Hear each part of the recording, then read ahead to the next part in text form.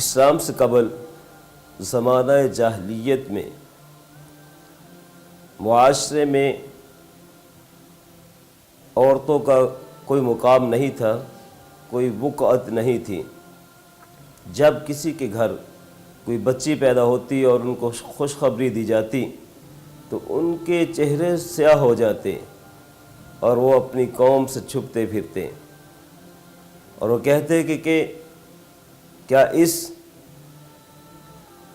ذلت کو اپنے ساتھ لیے پھریں یا اس کو مٹی میں گاڑ دیں۔ مگر اسلام نے عورت کو وہ مقام دیا جو زمانہ جاہلیت میں اس کو نہیں دیا گیا تھا، تمام تر حقوق سے نوازا۔ اور نبی کائنات صلی اللہ علیہ وسلم نے فرمایا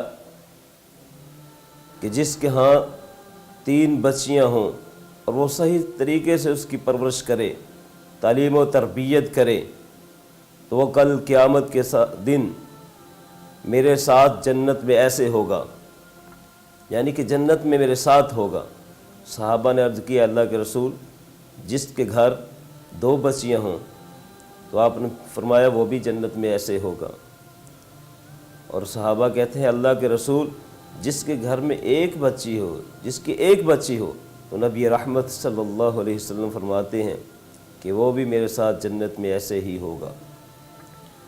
مگر آج زمانہ جاہلیت کی وہ صورت تو چھوڑے، مگر اس معاشرے میں ایسے درندہ صفت انسان ہیں جو انسانوں کے روپ میں بھیڑیے نظر آتے ہیں، جن کو معصوم جانوں سے کوئی غرض نہیں، وہ اپنی ہوس پوری کرنے کی غرض سے سب کچھ کر ڈالتے ہیں۔ چھوٹی چھوٹی معصوم بچیوں کے ساتھ زیادتی کے بعد ان کو قتل کر دینا ان کا عام وتیرہ بن چکا ہے۔ جیسے حال ہی میں قصور میں زینب جو 7 سالہ معصوم بچی ہے، اس کے ساتھ دل کو دہلا دینے والا واقعہ پیش آیا۔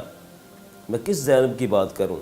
اس سے قبل لائبہ کے ساتھ، عائشہ کے ساتھ، ایمان کے ساتھ، کائنات کے ساتھ یہ سارے واقعات ہو چکے ہیں، مگر قوم اور حکومت بے حسی کا شکار ہے۔ کوئی ان مجرموں کو روکنے والا نہیں ہے۔ اگر ان کو لگام نہ دی گئی تو یہ کیا ہر گھر میں بچیاں تو موجود ہیں، اور کیسے ان کو محفوظ رکھا جائے گا؟ اگر آج اس زینب کے قاتل کو کیفر کردار تک نہ پہنچایا گیا تو پھر ہر انسان کو اپنی زینبوں کی پرواہ کرنی پڑے گی۔ اور آج شیخ قصور میں جو المناک واقعہ پیش آیا ہے، اس کے تناظر میں میں وقت کی حکومت سے بھی گزارش کرتا ہوں کہ وہ ان ظالموں کو، ان مجرموں کو کیفر کردار تک پہنچائیں۔ اگر آج معاشرے میں اسلامی نظام کو، محمد الرسول اللہ صلی اللہ علیہ وسلم کے نظام کو عام کر دیا جائے اور مجرم کو اس کی سزا دی جائے تو کسی کو یہ جرت نہ ہوگی کہ وہ آئندہ سے ایسے فعل سے مرتکب ہو۔ اللہ رب العزت سے دعا ہے کہ اللہ رب العزت تمام بیٹیوں کی عزت کو محفوظ کریں، اور جو یہ واقعہ ہوا ہے ان کے والدین کو اللہ رب العزت صبر جمیل کی توفیق عطا فرمائے۔